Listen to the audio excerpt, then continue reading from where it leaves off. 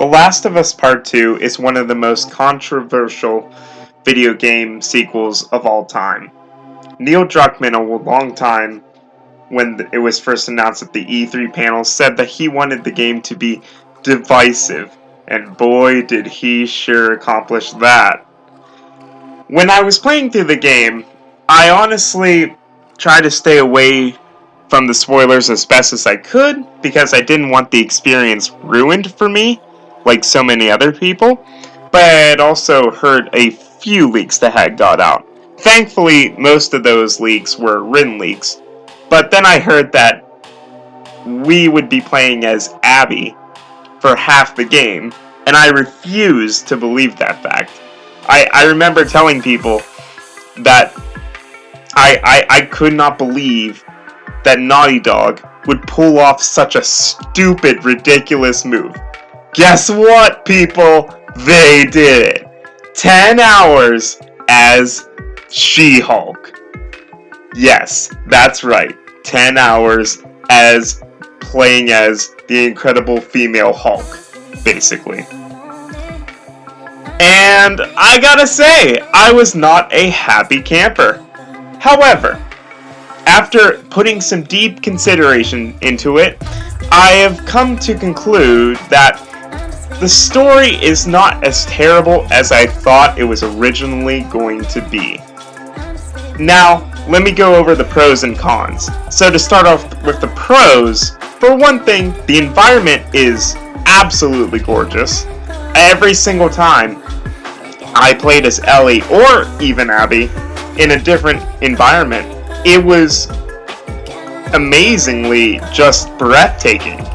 The grass, the sky, the buildings just felt alive, and it just feels like you're in this really immersive post-apocalyptic world infected by these cordyceps and different people who have survived the outbreak and who are now creating war clans because of it.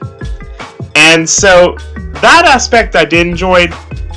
Also, the other thing I enjoyed was that when it came to fighting enemies, I loved the interaction between them when you killed one of their enemies and expected the other one to go after another one. And when I say that, I mean, if I were to kill one NPC, they would usually holler out the name of that NPC I just killed if they noticed their death. And that's what I really thought immersed me even more into the game's world. I love that aspect, that it feels so real, even though it's not.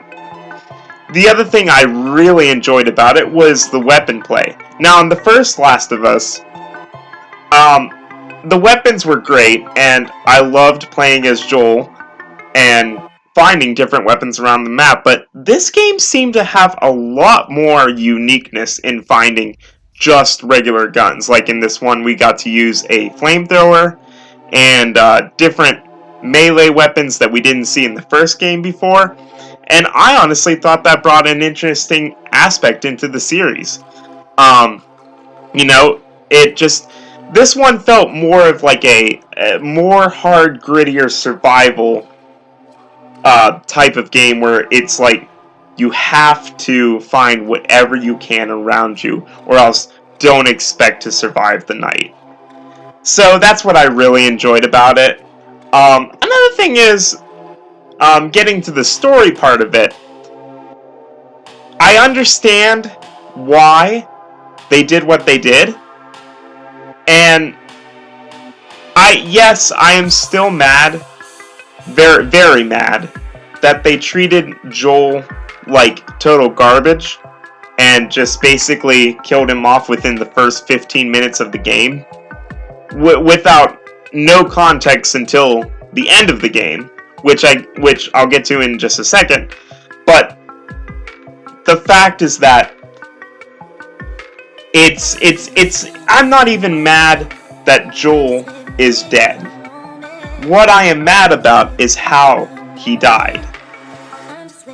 I expected someone like Joel to die in the most incredible way possible. so amazing that it would be almost like, to put an example out there, it would be like Arthur Morgan's death in Red Dead Redemption 2. And that's what I was disappointed about.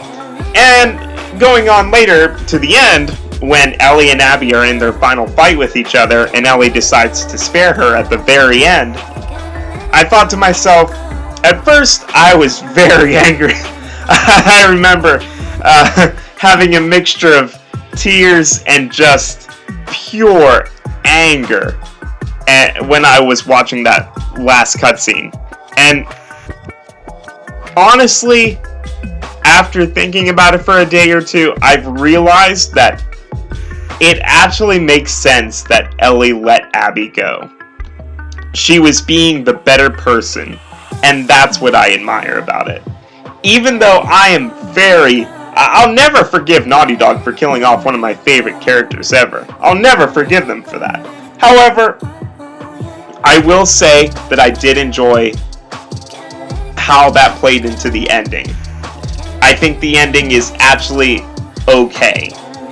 And it does make sense when you think about it the more.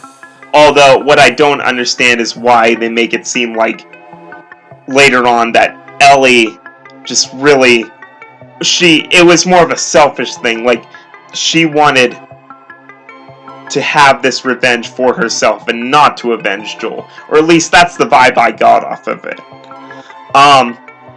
Although I'm very glad that, I'm very glad that Ellie got an ending that seemed to make her happy, but also at the same time it seemed to make her a little depressed too.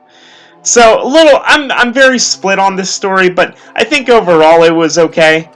The negative sides of this, oh boy. Well, one of them is playing as Abby for 10 hours. Yes, I get her story, and yes, this is why I enjoy the story a little bit more, because after meeting the other characters in her side of this entire story, it makes a little bit more sense about Abby's motives towards Joel and Ellie. And that is actually a part of good storytelling. However, what I don't enjoy is that she's just this new character that just magically popped into the new sequel, and now they're trying to make her act like she's like just as good as Joel or Ellie, and she's not. She's this brand new character that was just introduced out of the blue. I do not like that. However, I'm willing to forgive that, just because the rest of the game kind of cancels out that part in a way. I'll never forgive Abby's character for doing what she did to Joel, but please, Naughty Dog, never do this again. Never make us endure that Abby and Owen scene ever again. My eyes were hurting afterwards. I swear, I've never seen something so disturbing in a video game before, other than that scene. Please, if Naughty Dog, if you ever watch this, and if you're ever making a sequel for The Last of Us Part 2, never make us endure that again. I don't want to watch that ever happen. It's so just unspeakably bad. Enough about that. Anyways, overall, I will say this, I did enjoy the game. I'm glad that that part 2 was made, even though I had some major issues with it. It was a fun experience, and I definitely will be playing it probably again sometime soon. And I'll be looking forward to a little bit to the TV series. I just hope that, Joel gets a little bit of a better treatment, But we'll see. But for now, I'll just give my rating on the game. My rating of The Last of Us Part 2 is a 7.5 out of 10. Alright, thank you guys for watching. I will post another review of the Ghost of Tsushima in a little bit, when it comes out on July 17th. And make sure to subscribe and like the video, and I'll see you guys later.